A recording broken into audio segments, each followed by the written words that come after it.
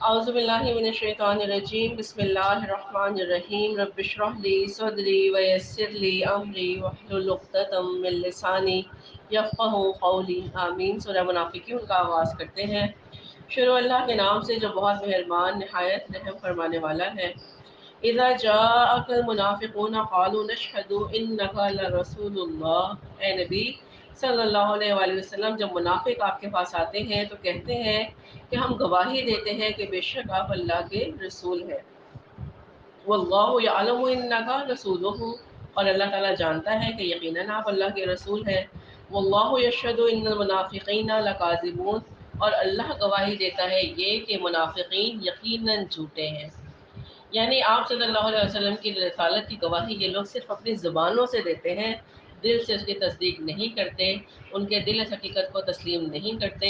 یہ لوگ کاذبون ہیں، جھوٹے ہیں۔ اللہ تعالیٰ یہ جانتا ہے کہ آپ اللہ کے رسول برحق ہیں، اور یہ منافقین جھوٹے ہیں۔ انہیں کی جھوٹے ہونے کی گواہی اللہ تعالیٰ نے اس آیت میں دی ہے۔ اتخذوا ایمانہم جنۃ فصدوا عن سبیل اللہ، انہوں نے اپنی قسموں کو ڈھال بنا رکھا ہے اور یہ اللہ کے راستے سے رک گئے ہیں۔ تو جہاد و قتال سے بچنے کی یہ لوگ قسمیں کھا کھا کر جھوٹے بہانے بناتے تھے کہ اللہ کی قسم ہماری بیوی بیمار ہے یا گھر میں کوئی دیکھ بھال والا نہیں ہے، جیسے سورہ احزاب میں ہم پڑھ چکے ہیں کہ ہمارے گھر بار محفوظ نہیں ہے۔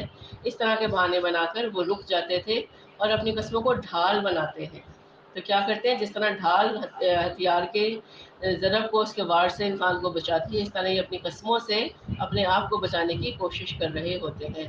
انہم ساء ما کانوا یعملون، بہت ہی برا کام ہے جو یہ لوگ کر رہے ہیں۔ ذالک بانہم آمنوا ثم کفروا، یہ اس وجہ سے ہے کہ یہ لوگ ایمان لائے پھر کافر ہو گئے۔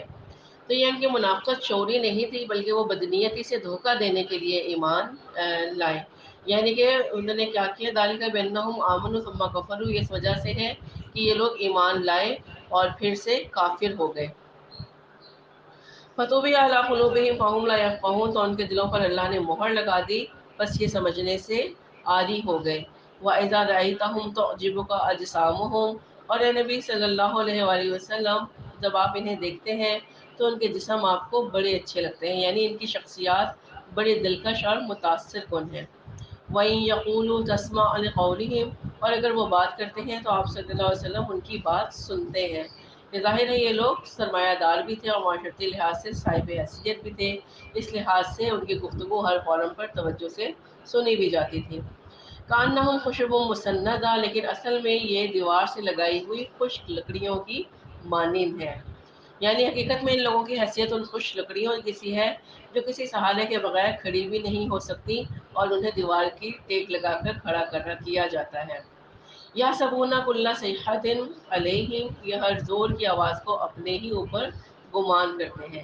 یعنی یہ لوگ اتنے بودے، اتنے کھوکھلے اور بزدل ہیں کہ کوئی بھی زور کی آواز یا کوئی آہٹ سنتے ہیں تو ان کی جان پر بن آتی ہے، اور یہ ہر خطرے کو سمجھتے ہیں کہ شاید یہ ہم پر ہی اترنے والا ہے۔ ہم العدو فاحذرہم، آپ کے اصل دشمن یہی ہیں، آپ ان سے بچ کر رہیں، ان سے ہر وقت ہوشیار رہیں۔ قاتلہم اللہ انا یؤفکون، اللہ ان کو ہلاک کرے، یہ کہاں سے پھرائے جا رہے ہیں۔ تو کیا کہ کس قدر قابل رشک لوگ ہیں، خوبصورت دلکش پرسنالٹی رکھنے والے ہیں، صاحب حیثیت ہیں، صاحب معیشت ہیں، ان کی باتیں سنی جاتی ہیں، لیکن یہ کس قدر قابل رشک مقام سے ناکام و نامراد لوٹے ہیں۔ تو ان کو کیا ہوا، نبی کریم صلی اللہ علیہ وسلم کا زمانہ بھی نصیب ہوا، آپ کی دعوت ایمان پر لبیک کہنے کی توفیق بھی ملی، آپ کے قدموں میں بیٹھنے کے مواقع بھی ملے، آپ کی مائیت میں نماز بھی پڑھی، جہاد بھی کیے، کیسی کیسی سعادتیں تھی جو لوگوں کے حصے میں آئی، لیکن کیا ہوا، اپنے نفاق کی وجہ سے وہ سب کچھ انہوں نے ضائع کر دیا۔ تو یہ مقام عبرت ہے کہ اس کی بلندی پر پہنچ کر یہ لوگ اتاہ گہرائی میں جا گرے۔ وَإِذَا قِيلَ لَهُمْ تَعَالَوْا يَسْتَغْفِرْ لَكُمْ رَسُولُ اللَّهِ، اور جب ان سے کہا جاتا ہے کہ آؤ اپنی غلطی مان لو تاکہ اللہ کے رسول تمہارے لیے استغفار کریں، تو کیا کہتے ہیں، لَبَّوْا رُؤُوسَهُمْ، تو وہ اپنے سروں کو مٹکاتے ہیں کہ ہاں ہاں ٹھیک ہے، ہم ضرور آئیں گے۔ وَرَأَيْتَهُمْ يَصُدُّونَ وَهُمْ مُسْتَكْبِرُونَ، اور آپ انہیں دیکھتے ہیں کہ وہ رک جاتے ہیں، تکبر کرتے ہیں۔ تو ان کے دلوں میں چونکہ تکبر ہوتا ہے، اس لیے وہ آپ صلی اللہ علیہ وسلم کے پاس آ کر معافی مانگنے کو اپنی حد تک عزت سمجھتے ہیں اور دیکھتے ہیں کہ جی ہماری بھی کوئی عزت ہے، ہم ان سے کیوں معافی مانگیں۔ اس طرح کا رویہ وہ منافقین اپناتے ہیں۔ سواء علیہم استغفرت لہم ام لم تستغفر لہم، اور اے نبی صلی اللہ علیہ وسلم ان کے لیے برابر ہے کہ آپ ان کے لیے استغفار کریں یا ان کے لیے استغفار نہ کریں، لن یغفر اللہ لہم، اللہ ان کو ہرگز معاف نہیں فرمائے گا۔ ان اللہ لا یہدی القوم الفاسقین، یقیناً اللہ تعالیٰ فاسقوں کو ہدایت نہیں دیتا۔ ہم الذین یقولون لا تنفقوا علی من عند رسول اللہ حتی ينفضوا، یہی ہیں وہ لوگ جو کہتے ہیں کہ مت خرچ کرو ان پر جو اللہ کے رسول کے گرد جمع ہو گئے ہیں، یہاں تک کہ یہ منتشر ہو جائیں۔ یعنی منافقین سمجھتے تھے کہ اگر اہل مدینہ مہاجرین مسلمانوں پر خرچ کرنا بند کر دیں تو چند ہی دنوں میں ان کی ساری معیشت ختم ہو جائے گی اور یہ تتر بتر ہو جائیں گے، بکھر جائیں گے، یعنی انصار مہاجرین کے اوپر خرچ نہ کریں۔ وَلِلَّهِ خَزَائِنُ السَّمَاوَاتِ وَالْأَرْضِ وَلَكِنَّ الْمُنَافِقِينَ لَا يَفْقَهُونَ، حالانکہ آسمان اور زمین کے خزانے تو اللہ ہی کے ہیں، لیکن منافقین اس حقیقت کا فہم نہیں رکھتے۔ تو یہاں آسمانوں اور زمین سے مراد پوری کائنات کے خزانے ہیں جن کی چابیاں اللہ ہی کے پاس ہیں۔ یقولون لئن رجعنا الی المدینۃ لیخرجن الأعز منها الأذل، وہ کہتے ہیں کہ اگر ہم مدینہ لوٹ گئے تو جو طاقتور ہیں وہ لازماً نکال باہر کریں گے وہاں سے ان کمزور لوگوں کو۔ تو یہ مذکورہ واقعہ چونکہ غزوہ بنی مستقلق سے واپس آتے ہوئے راستے میں پیش آیا تھا، اس لیے منافقین کا مکالمے کا ذکر ہے۔ تو عبداللہ بن ابی نے کیا کیا، لوگوں کے جذبات بھڑکاتے ہوئے کہا تھا کہ جب ہم مدینہ پہنچیں گے تو پھر کیا کریں گے، ان سب کو جو صاحب عزت بنے بیٹھے ہوئے ہیں مدینہ میں، ان کو نکال باہر کریں گے۔ ان کی نظر میں کیا تھا کہ یہ مغلوب ہو کر آئیں گے، ان کی کوئی حیثیت نہیں ہوگی، تو چونکہ ہم تو یہاں کے رہنے والے ہیں تو ہم انہیں نکال دیں گے، ہم ہی اصل میں عزت والے ہیں۔ وَلِلَّهِ الْعِزَّةُ وَلِرَسُولِهِ وَلِلْمُؤْمِنِينَ وَلَكِنَّ الْمُنَافِقِينَ لَا يَعْلَمُونَ، حالانکہ اصل عزت تو اللہ اور اس کے رسول صلی اللہ علیہ وآلہ وسلم اور مومنین کے لیے ہے، لیکن یہ منافق نہیں جانتے۔ تو عبداللہ بن ابی کے بیٹے کا نام بھی عبداللہ تھا، جو بہت مخلص صادق القول اور صادق الایمان صحابی تھے۔ انہیں جب معلوم ہوا کہ ان کے باپ نے یہ بکواس کی ہے تو انہوں نے اپنے باپ کو سبق سکھانے کے لیے ٹھان لی۔ چنانچہ جب لشکر مدینہ واپس پہنچا تو عبداللہ، ان کے جو بیٹے تھے عبداللہ بن ابی کے، تلوار سونت کر اپنے باپ کے راستے میں کھڑے ہو گئے۔ انہوں نے کہا کہ عبداللہ بن ابی سے کہ جب تک تم یہ نہیں کہو گے کہ میں ذلیل ہوں اور تمام عزت اللہ کی ہے، اس وقت تک میں تمہیں مدینے میں داخل نہیں ہونے دوں گا۔ تو یہ الفاظ کس کے ہیں؟ یہ بیٹے کے ہیں، اور کس کے سامنے کھڑے ہیں؟ وہ اپنے باپ کے آگے کھڑے ہیں، جس نے کہا تھا کہ میں عزت والا ہوں اور یہ جو مدینے میں ہجرت کر کے مسلمان آئے ہیں ان کی کوئی عزت نہیں ہے۔ تو انہوں نے کیا کہا، حضرت عبداللہ جو صحابی تھے ان کے بیٹے مدینے کے راستے پر کھڑے ہو گئے اور کہا کہ جب تک تم یہ نہیں کہو گے کہ میں ہی ذلیل اور پست اور خوار ہوں اور ساری عزت اللہ کے لیے ہے، اس وقت تک میں تمہیں مدینے میں داخل ہونے نہیں دوں گا۔ عبداللہ بن ابی نے اس پر حضور صلی اللہ علیہ وسلم سے بھی فریاد کی، لوگوں کے سامنے بھی دہائی دی کہ دیکھو میرا اپنا بیٹا ہی میرے قتل کے در پہ ہے، لیکن حضرت عبداللہ اپنے موقف پر قائم رہے رضی اللہ عنہ، اور انہوں نے اپنی بات منوا کر ہی انہیں مدینے میں داخل ہونے دیا۔ تو اللہ تعالیٰ نے کیا فرمایا کہ اصل میں عزت اللہ کی، اس کے رسول کی اور ایمان والوں کی ہے۔ تو اس کا مقصد کیا ہے کہ ڈرنا کسی سے بھی نہیں چاہیے، انسان کو اپنا حق پہچاننا آنا چاہیے، اپنی ورث پتہ ہونی چاہیے کہ ہم کیا ہیں۔ آج جو مسلمان بستی کی زندگی گزار رہے ہیں اس کی وجہ بھی یہی ہے کہ ہمیں پتہ ہی نہیں ہے کہ اللہ تعالیٰ نے ہمیں کس اعزاز اور مرتبے سے نوازا ہوا ہے۔ یا ایھا الذین آمنوا لا تلہکم اموالکم ولا اولادکم عن ذکر اللہ، اے اہل ایمان تمہیں غافل نہ کرنے پائیں تمہارے مال اور تمہاری اولاد اللہ کے ذکر سے۔ یعنی وہ چیزیں جو انسان کو اللہ کی یاد سے غافل کرنے کا باعث بنتی ہیں، مال اور اولاد، اللہ تعالیٰ نے کیا فرمایا کہ یہ تمہارے لیے آزمائش کا ذریعہ ہے، یہ وہ کسوٹی ہے جس پر تمہیں پرکھا جا رہا ہے کہ دیکھا جائے کہ اہل ایمان اپنی مال اور اولاد سے ان کی دیکھ بھال میں اللہ سے تو غافل نہیں ہو رہے۔ وَمَن يَفْعَلْ ذَلِكَ فَأُولَٰئِكَ هُمُ الْخَاسِرُونَ، اور جو کوئی ایسا کریں گے تو وہی لوگ خسارہ اٹھانے والے ہیں۔ وَأَنفِقُوا مِمَّا رَزَقْنَاكُم مِّن قَبْلِ أَن يَأْتِيَ أَحَدَكُمُ الْمَوْتُ، اور خرچ کر دو اس میں سے جو کچھ ہم نے تمہیں دیا ہے اس سے پہلے کہ کسی کی موت کا وقت آ جائے، تم میں سے کسی کی موت کا وقت آ جائے۔ فَيَقُولُ، پھر وہ کہے، ربی لولا اخرتنی الی اجل قریب، کہ اے میرے رب تو نے مجھے ایک قریب وقت تک مہلت کیوں نہ دی، فاصدق، تو میں صدقہ کرتا، وَأَكُن مِّنَ الصَّالِحِينَ، اور میں نیک لوگوں میں سے ہو جاتا۔ تو اصل صدقہ کب ہے؟ حالت صحت میں، خوشی کے ارادے کے ساتھ، مال کی محبت کے ساتھ، کہ آپ کو مال کی محبت بھی ہے پھر بھی آپ اسے اللہ کی راہ میں خرچ کر رہی ہیں۔ تو گویا نفاق کی بیماری کا علاج بھی بتا دیا گیا کہ اللہ کی راہ میں خرچ کرتے چلے جاؤ اس سے پہلے کہ موت آ جائے اور اس وقت صدقہ دینا کوئی فائدہ نہ دے سکے۔ وَلَن يُؤَخِّرَ اللَّهُ نَفْسًا إِذَا جَاءَهَا أَجَلُهَا، اور اللہ ہرگز مہلت نہیں دے گا کسی جان کو جب اس کا وقت معین آ پہنچے۔ وَاللَّهُ خَبِيرٌ بِمَا تَعْمَلُونَ، اور جو کچھ تم کر رہے ہو اللہ اس سے باخبر ہے۔ سورۃ التغابن کا آغاز کرتے ہیں۔ بسم اللہ الرحمن الرحیم، شروع اللہ کے نام سے جو بہت مہربان اور نہایت رحم فرمانے والا ہے۔ یسبح للہ ما فی السماوات وما فی الارض، تسبیح کرتی ہے ہر وہ شے جو آسمانوں میں ہے اور ہر وہ شے جو زمین میں ہے۔ اور سورۃ تغابن مسبحات میں سے آخری سورت ہے، اس سلسلے کی یہ آخری سورت ہے۔ لہ الملک و لہ الحمد، اسی کی بادشاہی ہے اور اسی کی حمد ہے، یعنی کل کائنات کی بادشاہی بھی اللہ کی ہے اور کل تعریف اور حمد و ثنا کا مستحق بھی صرف اللہ تعالیٰ ہی ہے۔ وَهُوَ عَلَىٰ كُلِّ شَيْءٍ قدیر، اور وہ ہر چیز پر قادر ہے۔ هُوَ الَّذِي خَلَقَكُم فَمِنكُم كَافِرٌ وَمِنكُم مُّؤْمِنٌ، اور وہی ہے جس نے تمہیں پیدا کیا پھر تم میں سے کوئی کافر ہے اور کوئی مومن ہے۔ تو ظاہر ہے تمام انسانوں کا خالق اللہ ہے، اس لحاظ سے ہر انسان کو چاہیے کہ وہ اپنے خالق کا شکر گزار بن جائے، اسی کو معبود جانے اور اسی کے آگے جھکے۔ لیکن اکثریت انسانوں کی کیسی ہے کہ وہ اللہ کے منکر اور نافرمان ہو جاتے ہیں۔ واللہ بما تعملون بصیر، اور جو کچھ بھی تم کر رہے ہو اللہ تعالیٰ اسے دیکھ رہا ہے، وہ انسان کی ایک ایک حرکت کو دیکھ رہا ہے، اور وقت آنے پر وہ اپنے سب نافرمانوں سے نمٹ لے گا۔ اور جو اس کے فرما بردار، شکر گزار اور مطیع ہوں گے ان کو انعام و اکرام سے نوازے گا، کیونکہ وہ سب کو دیکھ رہا ہے اور سب کی روش سے آگاہ ہے۔ خلق السماوات والارض بالحق، اس نے ہی آسمان اور زمین کو پیدا کیا حق کے ساتھ، یعنی زمین اور آسمان میں کوئی بھی شے عبث یعنی بیکار پیدا نہیں کی گئی، ہر چیز بہت ہی بامقصد اور نتیجہ خیز تخلیق کی وجہ سے ہے، اور انسان کی تخلیقی معراج ہے۔ تو اللہ تعالیٰ نے کیا فرمایا کہ اللہ تعالیٰ نے زمین و آسمان کی ہر چیز کو حق کے ساتھ پیدا کیا۔ وَصَوَّرَكُمْ فَأَحْسَنَ صُوَرَكُمْ، اور اس نے تمہاری صورت گری کی تو بہت ہی خوبصورت صورت گری کی، یعنی انسانی ڈھانچے کی ساخت، جسم کی بناوٹ، چہرے کے خد و خال، ہر ایک عضو کی تخلیق ہر پہلو سے کامل، انتہائی متناسب اور دیدہ زیب ہے۔ وَإِلَيْهِ الْمَصِيرُ، اور اسی کی طرف سب کو لوٹ کر جانا ہے۔ یعلم ما فی السماوات والارض، وہ جانتا ہے جو کچھ آسمانوں میں ہے اور جو کچھ زمین میں ہے۔ وَيَعْلَمُ مَا تُسِرُّونَ وَمَا تُعْلِنُونَ، اور وہ جانتا ہے جو کچھ تم چھپاتے ہو اور جو کچھ تم ظاہر کرتے ہو۔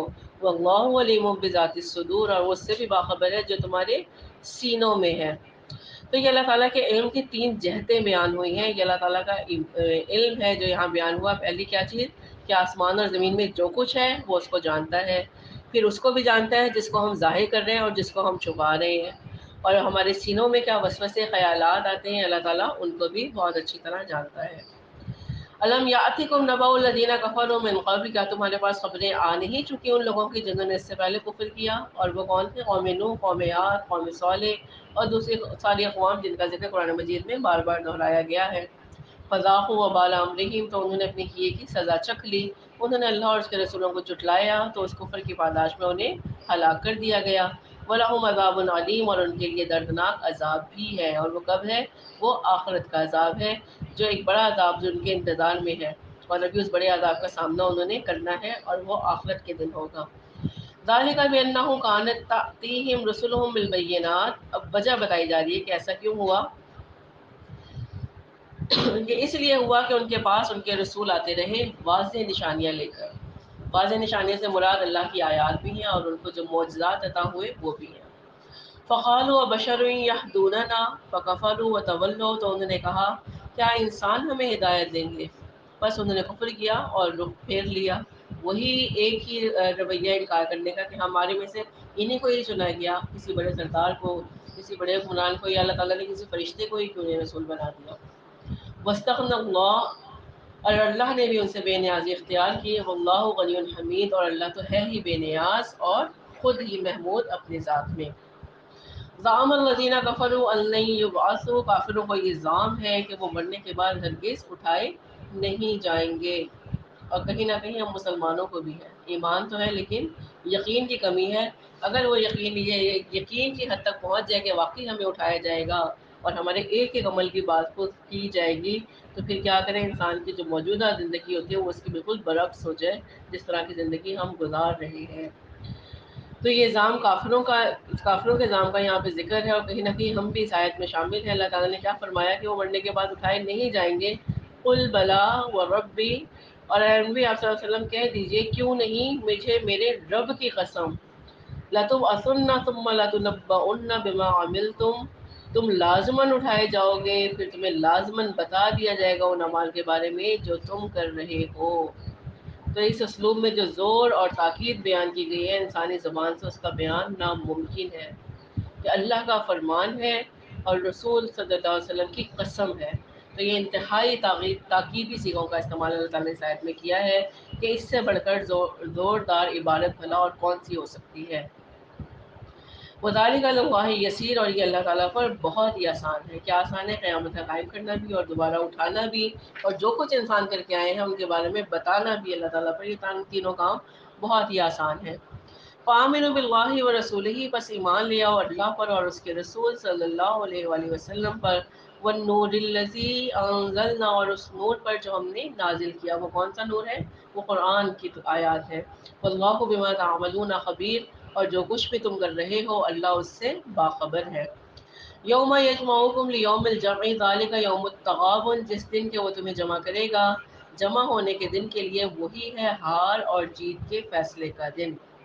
یعنی اصل جیت بھی اسی دن کی جیت ہے اور اصل ہار بھی اسی دن کی ہار ہے۔ دنیا میں بظاہر آپ دیکھیں بہت سے مظلوم لوگ ہوتے ہیں جو بہت پستی کی زندگی گزارتے ہیں اور ان کو ان کا حق بھی نہیں ملتا، لیکن قیامت کے دن ایک ایسا ہوگا کہ جس میں اللہ تعالیٰ ان کو جیت عطا کریں گے، کسی کے بھی ساتھ ذرہ برابر زیادتی نہیں کی جائے گی۔ وَمَن يُؤْمِن بِاللَّهِ وَيَعْمَلْ صَالِحًا، اور جو کوئی ایمان لائے اللہ پر اور نیک اعمال کرے، یکفر عنہ سیئاتہ ویدخلہ جنات تجری من تحتہا الانہار خالدین فیہا ابدا، وہ اس کی برائیوں کو اس سے دور کر دے گا اور اسے ان باغات میں داخل فرمائے گا جن کے دامن میں نہریں بہتی ہوں گی اور اس میں وہ ہمیشہ رہیں گے۔ ذالک الفوز العظیم، اور یہ ہے بہت بڑی کامیابی۔ تو یہ جیت کی شرح ہو گئی کہ جیت کیا ہے اصل میں، جسے اس کے گناہوں سے بچا لیا گیا، جہنم سے بچا لیا گیا اور ان کے نیک اعمال کی حوصلہ افزائی کی گئی اور انہیں جنتوں میں داخل کیا گیا۔ اور ہار کیا ہے؟ والذین کفروا وکذبوا بآیاتنا، اور وہ لوگ جنہوں نے اللہ تعالیٰ کے انکار کیا اور اس کو جھٹلایا اللہ کی آیات کو، اولئک اصحاب النار، یہی لوگ آگ والے ہوں گے، خالدین فیہا، اور اس میں ہمیشہ رہیں گے، وبئس المصیر، اور وہ بہت ہی برا ٹھکانہ ہے۔ ما اصاب من مصیبت الا باذن اللہ، نہیں آتی کوئی مصیبت مگر اللہ کے اذن سے۔ ومن یؤمن باللہ یہد قلبہ واللہ بکل شیء علیم، اور جو کوئی اللہ پر ایمان رکھتا ہے وہ اس کے دل کو ہدایت دے دیتا ہے اور اللہ ہر چیز کا علم رکھنے والا ہے۔ ایمان حقیقی کی بدولت انسان کے دل کی گہرائیوں میں یقین پیدا ہو جاتا ہے کہ اللہ کے اذن کے بغیر ایک پتا بھی جنبش نہیں کر سکتا۔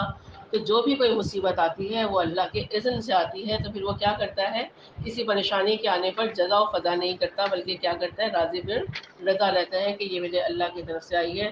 وہ مصیبتوں کو ڈالنے والا بھی ہے اور ٹالنے والا بھی وہی ہے۔ واطیعوا اللہ واطیعوا الرسول، اور اطاعت کرو اللہ کی اور اطاعت کرو رسول صلی اللہ علیہ وآلہ وسلم کی۔ فَإِن تَوَلَّيْتُمْ فَإِنَّمَا عَلَىٰ رَسُولِنَا الْبَلَاغُ الْمُبِينُ، پھر اگر تم نے پیٹھ موڑ لی تو جان لو گے کہ ہمارے رسول کے ذمے تو صرف صاف صاف پہنچا دینے کی ذمہ داری ہے۔ اللہ لا الہ الا ہو وعلی اللہ فلیتوکل المؤمنون، اللہ وہ ہے کہ اس کے سوا کوئی الہ نہیں، بس اہل ایمان کو اللہ ہی پر توکل کرنا چاہیے، اسی پر بھروسہ کرنا چاہیے۔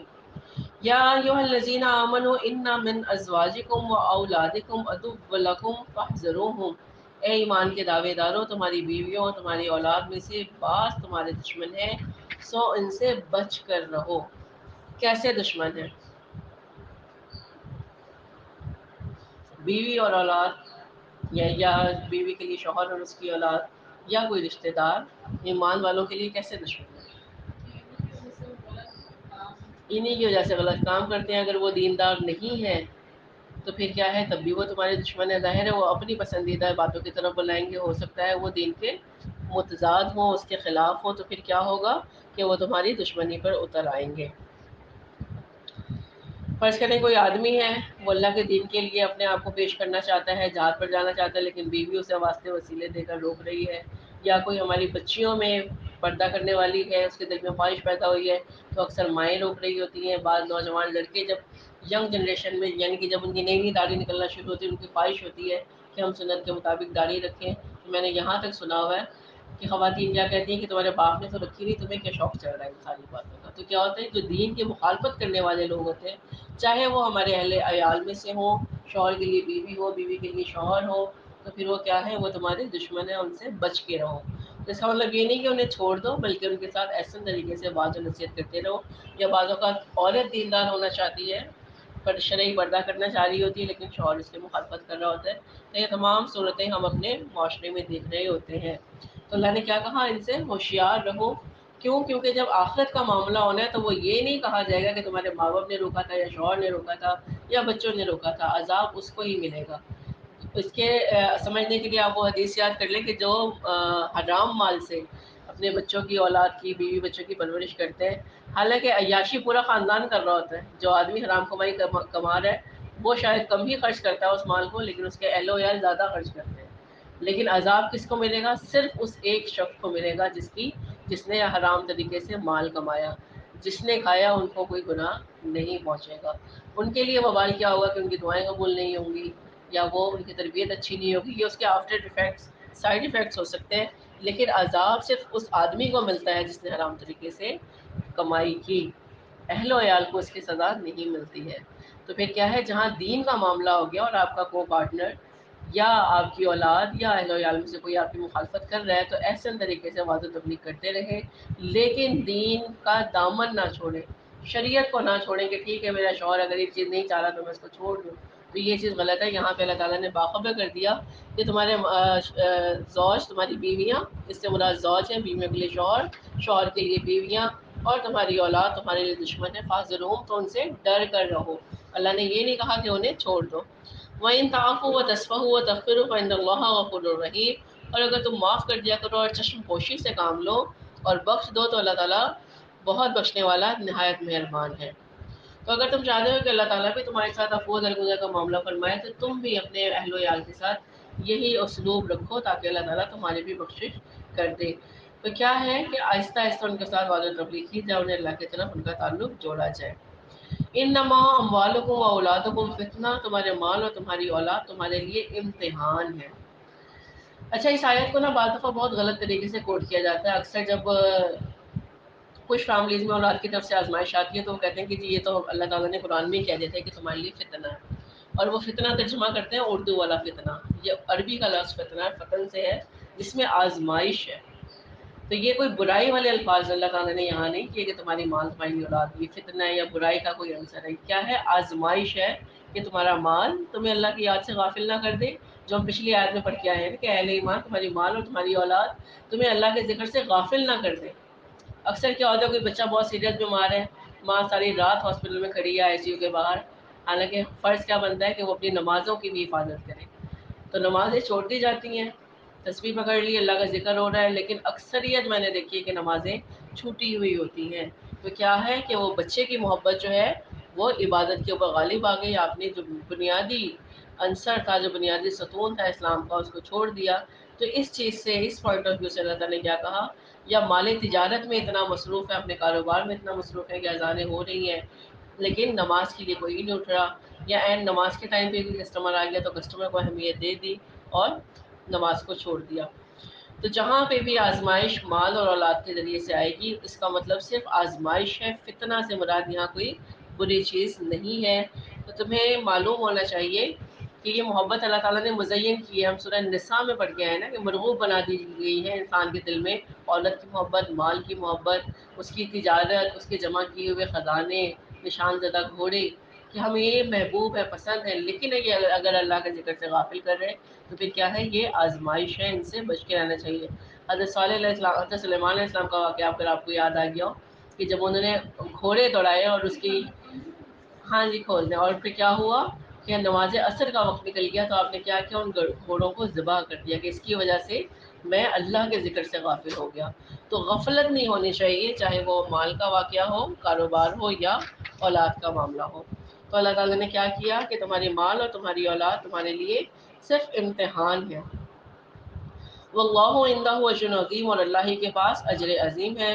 تمہارے اعمال کا اصل اجر اور بدلہ اللہ تعالیٰ سے ملے گا، لہٰذا کسی اور سے اجر کی توقع نہ رکھیں، اولاد کی اس طرح پرورش نہ کریں کہ یہی ہمیں بعد میں پالیں گے۔ اگر اللہ ان کے دل میں نیک خیال ڈالے گا تو ہی وہ ذمہ داری اٹھائیں گے، ورنہ نہیں اٹھائیں گے۔ تو امی کی ایک فرینڈ ہے، مجھے اس سے یاد آ گیا، اب چونکہ پریشانی کی حالت میں تو وہ کہتی ہیں یہ سزا ہے۔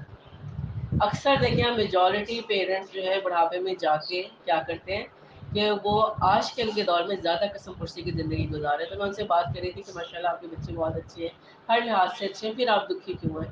تو کہتی تھی ان کی تربیت میں میں نے نمازیں چھوڑی ہیں، اپنی دینداری چھوڑی ہے، تو میں اب جا کے آئی ہوں۔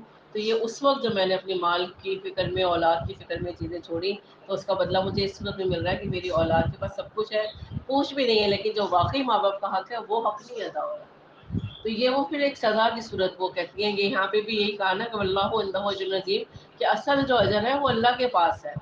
اولاد کی تربیت بھی اس طرح کریں کہ انہیں اللہ کا بندہ بنائے، نہ کہ اپنا فرما بردار بنائے۔ جب اللہ کا فرما بردار بنائیں گے تو اولاد خود بخود ماں باپ کی بھی فرما بردار ہو جاتی ہے۔ ہمارے یہاں کیا ہوتا ہے کہ باپ سے تو بہت ڈرایا جاتا ہے لیکن اللہ سے نہیں ڈرایا جاتا۔ تو اصل تربیت کیا ہے کہ اللہ تعالیٰ نے جو ہمیں اولاد دی ہے، ہم نے اللہ کا بندہ بنانا ہے۔ جب اللہ کا بندہ بنائیں گے تو پھر کیا ہوگا کہ وہ دونوں ہاتھوں سے ہمیں سنبھالنے والے بن جائیں گے۔ لیکن ہوتا کیا ہے جب ہم انہیں دنیا کا بندہ بناتے ہیں، آپ دیکھیں جیسے جیسے پڑھائی کے سلسلہ شروع ہوتے ہیں، فوکس کیا ہوتا ہے کہ اس میں زیادہ ارننگ ہوگی، اس میں زیادہ یہ ہوگا، زیادہ یہ ہوگا، تو پھر کیا ہوتا ہے زیادہ ارننگ میں پھر ماں باپ نگلیکٹ ہو جاتے ہیں۔ لیکن جہاں پہ اللہ کا ڈر بھی ڈالا جاتا ہے تربیت میں، وہ پھر بہت زیادہ ارننگ کے باوجود بھی ماں باپ کے حقوق میں حق تلفی نہیں کرتے ہیں۔ تو یہ سارے رویے ہم اپنے معاشرے میں دیکھتے ہیں۔ امیدیں بھی اولاد سے لگائیں، لیکن اس وقت لگائیں جب ہم نے انہیں اللہ کا بندہ بنایا ہے۔ لیکن اگر اللہ کا بندہ وہ نہیں بنے ہیں تو آپ نے جتنی مرضی اچھی ان کے اوپر تربیت کی ہو، اپنا مال و متا سب لٹا دیا ہو، وہ آپ کے وفادار نہیں ہوں گے، کیونکہ فطرتاً انسان پہلے اللہ کا وفادار ہوتا ہے، بعد میں بندوں کا ہوتا ہے۔ تو یہ وفائیں ہم نے ان کی مٹی میں گوندنی ہے، کسی اور نے نہیں گوندنی۔ واتقوا اللہ ما استطعتم واسمعوا واطیعوا، بس اللہ کا تقوی اختیار کرو اور اپنے حد امکان تک سنو اور اطاعت کرو۔ تو وہی بات آ گئی نا، اللہ کا تقوی، خود بھی اللہ سے ڈرتے ہوئے زندگی گزارنی ہے۔ اگر اللہ تعالیٰ نے ہمیں اولاد دی ہے تو ہم نے یہ نہیں چاہنا کہ وہ ہمارے ہی فرمانبردار ہے، وہ اللہ کا بھی فرمانبردار ہے۔ یا بحیثیت ہم اولاد ہیں تو ہمیں اپنے والدین کے ساتھ اس لیے نہیں سلوک کرنا ہے کہ اللہ تعالیٰ ہم سے راضی ہو، نہ کہ اس لیے کہ ہمارے والدین ہمارے ہی گیت گاتے رہیں اور جائیداد میں ہمارا زیادہ سارا حصہ لکھ دیں۔ عام طور پہ یہ بھی ہوتا ہے کہ ماں باپ کی بہت ہی خدمت کی جاتی ہے کہ جی ہم بہت کچھ ان سے اپنے حصے میں سے لے لیں۔ تو تقوی اختیار کرنا ہے اللہ کا، اپنے لیے بھی، اپنی اولادوں کے لیے بھی، اپنے رشتہ داروں کے لیے بھی۔ مستطاعتم، جتنی تم استطاعت رکھو، اپنی استطاعت سے بڑھ کر نہیں کرنا۔ استطاعت سے بڑھ کر کوئی کام ہوگا تو کیا ہوگا، کچھ وقت تک رہے گا پھر ختم ہو جائے گا۔ استطاعت کے ساتھ کیا ہوگا کہ ایک مستقل مزاجی سے وہ سلسلہ چلتا رہے گا۔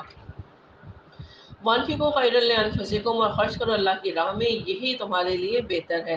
ومن یوق شح نفسہ فاولئک هم المفلحون، اور جو کوئی اپنے جی کے لالچ سے بچا تو ایسے ہی لوگ ہوں گے فلاح پانے والے۔ یعنی جو کچھ بھی تمہیں اللہ نے دیا ہے، چاہے وہ مال ہے چاہے وہ اولاد ہے، اسے اللہ کے لیے ہی خرچ کرو تو اللہ تعالیٰ تمہیں کامیاب کرے گا۔ ان تقرضوا اللہ قرضا حسنا یضاعف لکم ویغفر لکم، اور اگر تم اللہ کو قرض حسنہ دو گے تو وہ اسے تمہارے لیے ہی کئی گنا بڑھا دے گا اور تمہیں بخش دے گا۔ واللہ شکور حلیم، اور اللہ شکور یعنی قدردان بھی ہے اور حلیم یعنی بردبار بھی ہے۔ عالم الغیب والشہادت العزیز الحکیم، جاننے والا ہے چھپے کھلے سب کا، وہ بہت زبردست اور کمال حکمت والا ہے۔ یعنی وہ غائب اور حاضر کا، جو پوشیدہ ہے اور جو کھلا ہے، ان سب کا جاننے والا ہے۔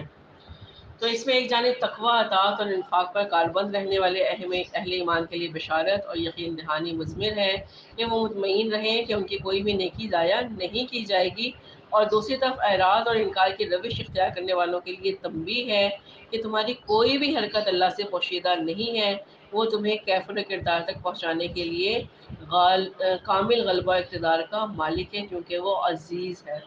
اور اگر وہ فوری طور پر تمہاری گرفت نہیں کر رہا بلکہ تمہیں مہلت اور ڈھیل دیے جا رہا ہے، تو یہ اس کی حکمت ہے کہ اس نے تمہیں ڈھیل دے رکھی ہے۔ تو جہاں وہ عزیز ہے وہاں وہ حکیم بھی ہے۔ الحمدللہ سورہ تغابن بھی مکمل ہوئی۔ وآخر دعوانا الحمدللہ رب العالمین۔